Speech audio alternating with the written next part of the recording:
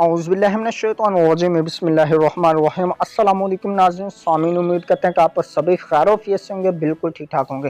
तो आज की इस वीडियो में आपको बताने वाले हैं हम मुत्तहिदा अरब अमारात ने नई करेंसी नोट्स जो है उनको जारी करने का ऐलान जो है वो कर दिया है। तो इसकी तफसीलात से आपको अपडेट्स करते हैं। तो इससे पहले एक छोटी सी रिक्वेस्ट करते हैं, वीडियो अच्छी लगे और मोर करेंसी रेट्स के बारे में भी आपको वीडियोस जो है वो मिलती रहेंगी इस चैनल को लाजमी से सब्सक्राइब कर लें ताकि आपको मोर अपडेट्स जो हैं वो करेंसी की मिलती रहे। अगर आपके पास करेंसीज का मतलब कोई भी क्वेश्चन हो तो कमेंट करके आप पूछ सकते हैं, ठीक है।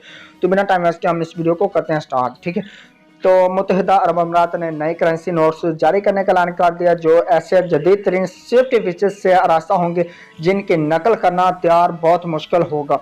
खलीज टाइम्स के मुताबिक अमाराती हुकूमत ने नई करेंसी नोटों के इजरा का ऐलान कर दिया। ये करेंसी नोट अमारात के क़याम के 50 साल पूरे होने पर जारी किए जा रहे हैं।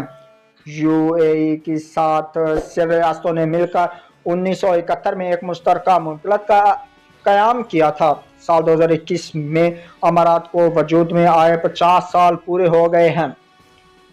इस लिहाज से ये गोल्डन जुबली साल है। रवां साल इस हवाले से बहुत से जश्न मनाए जा रहे हैं। ये तकरीबात का इनक़ाद भी होगा। यूए के नायब वज़ीर आज़म, वज़ीर बराए सदारती और chairman general bank Sheikh Mansour bin Zayed Al Nahyan की जानिब से नए करेंसी नोटों के इजरा का ऐलान एक मीटिंग के दौरान किया गया जिसकी सदारत उन्होंने की। इजलास में बताया गया कि गोल्डन जुबली साल मनाने के लिए नए करेंसी नोट्स जल्द जारी हो जाएंगे। ये नए करेंसी नोट जदीद इन सिक्योरिटी फीचर से मज़ीन होंगे। इस तरह ये नोट बैन अल-अक़वामी मयारात के मुताबिक होंगे।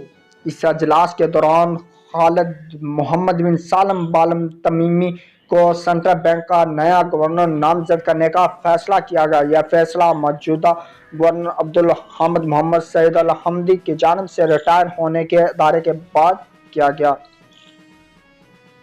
सेंट्रल बैंक के नए governor Khalid Tamimi bank finance service, asset management, investments के शोबों में 30 साल से ज़ायद अरसा फ़राइज़ निभाने का तजुर्बा रखते हैं।